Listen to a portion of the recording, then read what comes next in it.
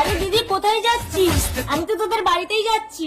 এই বোন, তো জামাইবাবু ঘরে আছে, তুই যা, আমি কাজে যাচ্ছি। এই দিদি জামাইবাবু ঘরে একা পেয়ে আমার কিছু করবে না তো? আরে আমার বর যা বোকা, তোকে দেখলে বুঝতেই পারবে না তুই শালা না শালি। তুই যা, আমি গেলাম।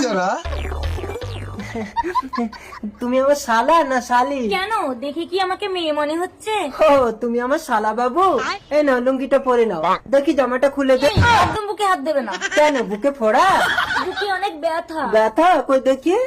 জামাইবাবু, চালাকির দ্বারাই বড়নো গালা যায়, কিন্তু ফোড়া ফাটানো যায় না।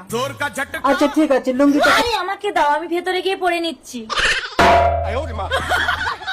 জামাইবাবু তুমি কেন ঢুকলে? এই তো আমি লুঙ্গি পরে নিয়েছি, এবার শুয়ে পড়বো। ও শালা বাবু, আমিও শোবো তোমার পাশে।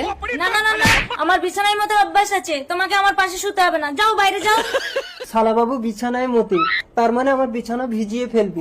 এক কাজ করি, শালা বাবু ঘুমিয়ে গেলে এই